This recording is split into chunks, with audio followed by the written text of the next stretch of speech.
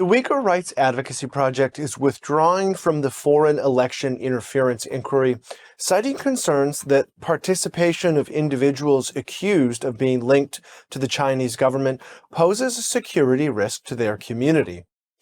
The inquiry aims to investigate foreign interference in past Canadian elections, including allegations of meddling by China, Russia, India, and other nations.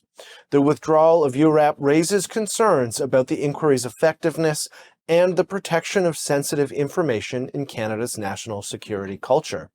Joining us now to discuss URAP's withdrawal from the inquiry is Kayum Masimov, URAP's project coordinator. Thank you very much for sitting down with us today. Thank you, David, for having me. Can you explain to us what your organization's key concerns are that prompted you to withdraw from the inquiry? I would like to start with saying that the public inquiry is a must thing, that we welcome its commission and we support the public inquiry in principle. And we think it's been long overdue, and we wish all success to shed the light on what happened in our elections 2019-2021. But we see that questionable subjects, individuals are given full access to confidential data, and they are given the rights to cross-examine witnesses, and whom the thesis alleges have very, links, have very good links or strong links to CCP, and that's our concern. And we have raised this in written. We brought this up to the attention of the commissioner, Marie-Josée Uyghur.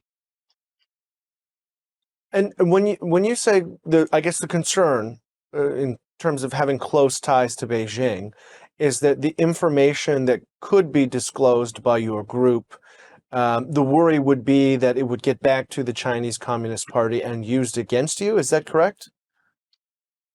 Well, it's been alleged by security elements of our government that these people have very strong, there are allegations that these people are somehow involved.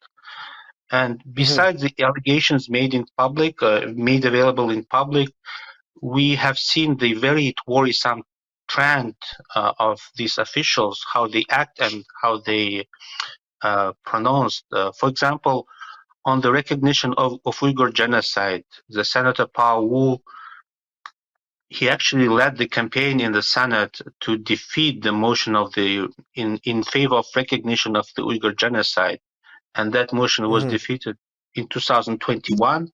33 votes against 29. So Senator Pao Wu spearheaded that campaign.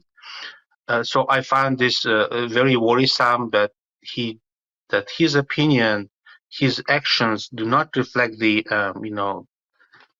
public will, or does not represent the majority view of a Canadian public. And especially this is so true for the Uyghur Canadians who are the victims of the transnational repression. And he denies bluntly that the genocide is occurring. Or, for example, former Liberal MP, who absented during the vote on M62. That vote was on resettlement of 10,000 Uyghur refugees to Canada. So there is a Latin proverb for that: "Acta non verba," deeds, not words. Of course, we observe the actions and we judge on that. So, from the community perspective, their presence is very problematic. We have about a minute before we have to go to break. Were there any efforts from the inquiry to address any of these concerns? Well, to my knowledge, we as an organization, we have submitted in written twice our concerns, and we drew the attention of the commissioner to these concerns, and we were expecting some feedback. We haven't received any.